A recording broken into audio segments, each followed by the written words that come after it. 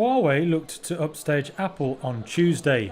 The Chinese tech giant unveiled a $2,800 tri-foldable phone just hours after its US rival debuted its new iPhone. Huawei showed off its new Mate XT, which users can fold 3 ways like an accordion screen door. The company said they've already received more than 4 million pre-orders for the device. Huawei Executive Director Richard Yu. Today we bring you a product that everyone can think of, but could not make. Our team has been working hard for 5 years and has never given up. Yu said the new phone has an AI assistant with text summary, translation and editing functions. The phone's launch drew crowds to this Huawei store in Beijing. The new smartphone highlights Huawei's ability to navigate US sanctions and solidifies its position against Apple in China. The Mate XT was unveiled hours after Apple released its latest model, the iPhone 16. China just declared war on Apple by upstaging its iPhone 16 event just hours later with a new Huawei phone announcement. What if I told you that a smartphone, yes, a phone, not just any phone but a futuristic foldable one, has racked up over $13 billion in pre-orders in its launch week alone? Because that is exactly what Huawei just did. Huawei, the Chinese tech giant, has turned the heads of tech enthusiasts worldwide with its brand new Mate XT, a trifold marvel that promises to revolutionize the smartphone market. Launched just hours after Apple's iPhone 16, this foldable wonder is making waves in a way that's got everybody talking, including notable figures like Huawei's executive director Richard Yu. And did I mention it's retailing for a whopping $2,800? This all comes off the heels of a continuous battle between China and Apple that has Apple seemingly contemplating taking its products away from China and removing the WeChat app from its App Store. But will this conflict spell Apple's doom? Or do they have something else up their sleeves? Buckle up, because we're diving deep into what makes the Mate XT the talk of the town. Welcome back, everyone, to Investocracy. In the Technology Reporter Toolkit, events are key. The difference with Huawei is that this is about products largely for the Chinese market, but my goodness, the timing's curious, isn't it? It is, and normally this is the sort of move that Apple would take, really cheekily scheduling an event right on the heels of a competitor's event. So for Huawei to do that to Apple is almost like Huawei out-appling Apple in this case. Talking of out-appling, they talk about an epoch-making product. Everyone thinks it's going to be a several times folding phone. How much does that play to the Chinese market for Huawei? So this would really be building on some tremendous momentum for Huawei. According to IDC data from the most recent quarter, Huawei made it into the top 5 for Chinese smartphone shipments, knocking out Apple, which was quite extraordinary. And so this would really be building on Huawei's success in its home country. And as you say, the device is rumored to have foldable creases in not just one spot, but 2 spots. And that would be a really interesting form factor. It would be a first of its kind that ships to the public. And what that really means in layman's terms is you can get a much bigger, more tablet, laptop-sized screen that can compress compactly when folded into the size of a reasonably sized smartphone. I've been invited to the Apple event, which is here in California on September 9th. It had been, according to our reporting, September 10th, but you've got the first US presidential debate on the 10th. So it's a chock-a-block calendar. Just recap the Apple side, what we expect from them and what Bloomberg's reporting tells us about the product lineup. So according to my colleague Mark Gurman, the devices will not physically, in an exterior way, look much different from previous iPhones. And to some consumers, that may come as a disappointment. The iPhone hasn't seen a major redesign since 2020. So a lot of people would think the iPhone is due for something just more striking looking. But indeed, one of the biggest selling points will be the suite of new AI features. And even those, according to Mark, will have a slower rollout than consumers may have liked and possibly even Apple would have preferred. Picture this. It's an ordinary Tuesday morning, and Huawei decides to drop a bombshell on the tech world by unveiling the Mate XT. This isn't just another smartphone. It's the first commercially available phone with a display that folds out into 3 segments. And guess what? More than 5 million reservations flooded in just days after the announcement. To put that into perspective, it equates to potential sales of around $13 billion. Richard Yu, Huawei's executive director couldn't contain his excitement as he shared, "We have overcome the technological constraints of the screen and hinge, resolved issues with its reliability, and turned science fiction into a reality." But let's be realistic here. Whenever there's big news in the tech world, skepticism isn't far behind. Analysts are already scratching their heads, wondering whether Huawei can actually produce that many units. Martin Yang from Oppenheimer and Company summed it up perfectly. Only a fraction of the 4 million plus reservations will end up in actual shipment. Now that's a curveball. Or it might just be certain analysts trying to prop Apple up and keep it up in spite of the overwhelming competition, and against all the signs of turbulence that is coming their way in terms of sales in China. But before we go any further, if you want to keep up with Apple's or Huawei's latest updates and keep up with the stock market's latest news, you can follow our Twitter account. We post multiple times daily about the biggest changes and catalysts in the market, so click the follow button if you don't want to miss the newest market updates. That said, back to the video. Let's start with how the iPhone 16 has been received in China, because that has been a historically difficult market.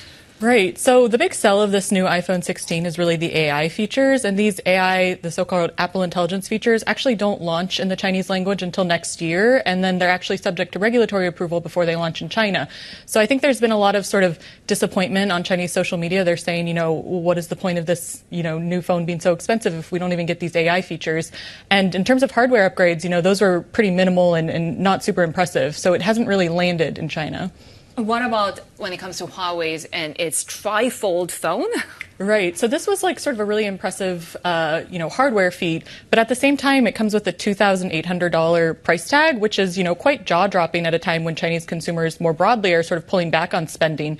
So in that sense, it's almost kind of a slap in the face, even for the most sort of patriotic Chinese consumers that are really cheering for Huawei's success. Who do you think will end up winning that premium market in China as we get into the upcoming holiday season?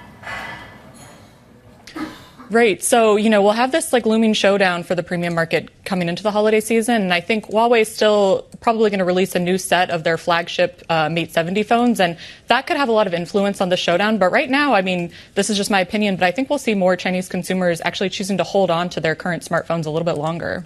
To add to its challenges, however, Huawei's production capabilities are still hampered by U.S. sanctions that limit its access to the most advanced semiconductors.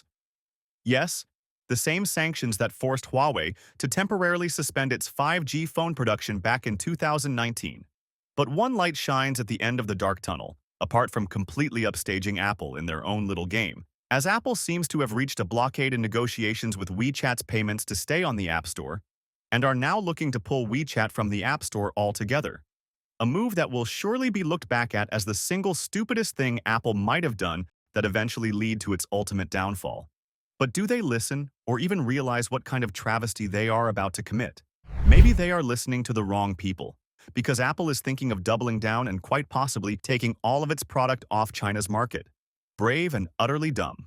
So of course, seeing all of this conflict and ignorance, China, or specifically Huawei, are looking to seize the opportunity to completely stump on Apple's dwindling presence in the Chinese market as the ultimate revenge for an international chip war.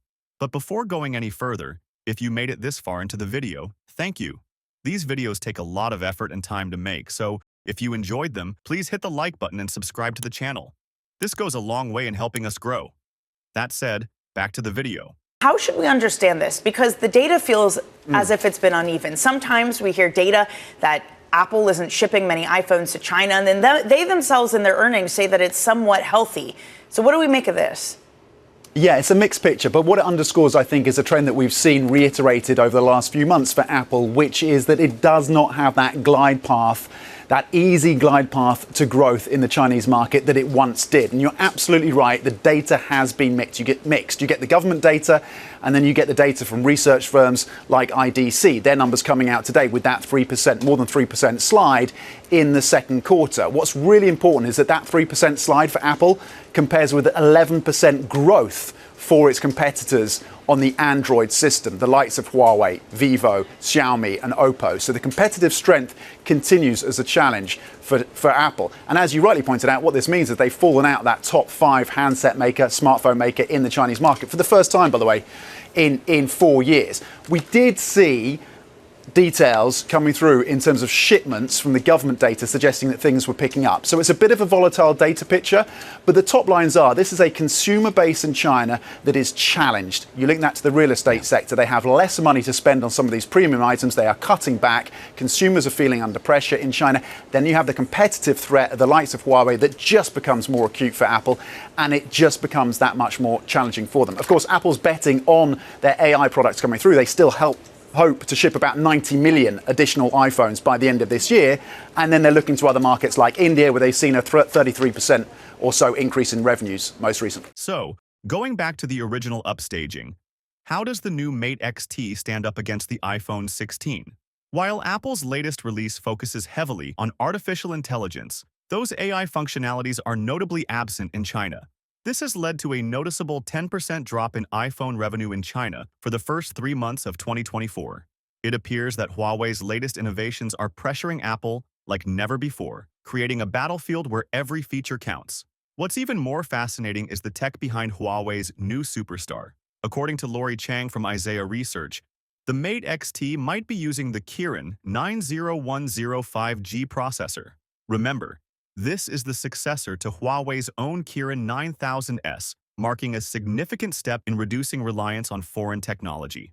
Andy Tse, a professor at Santa Clara University, aptly points out, if a Chinese brand can become a means to lift morale and express pride in one's nation, culture, and distinct aesthetic sensibilities, Huawei is smart to lean into this. But let's zoom out a bit. The global foldable smartphone market is booming, growing by 49% in the first quarter, with Huawei taking the lead. So, should you invest in Huawei's Mate XT? Considering the fervor around its pre-orders and its cutting-edge technology, it's hard not to be tempted. Sure, there are risks with production delays and high costs, but innovation often comes with its set of challenges. The current state of Huawei's stock is buoyant, supported by the impressive interest in its latest offerings. Forecasters predict that as Huawei irons out its production wrinkles, its market share and stock value could soar even higher. Overcoming international sanctions and utilizing sophisticated homegrown technology are signs of a resilient and agile company. The Mate XT may well become a symbol of Huawei's enduring ingenuity and market presence. And now, we turn the floor over to you. Do you think Huawei's Mate XT has what it takes to revolutionize the smartphone market? Will it give Apple a run for its money? Share your thoughts and join the conversation. The future of smartphones just got a whole lot more exciting, and your insights could be the game's next big play. And finally, if you would like to know what companies like Apple and Huawei have been up to these past few days, go ahead and click on the next video on your screen. See you there.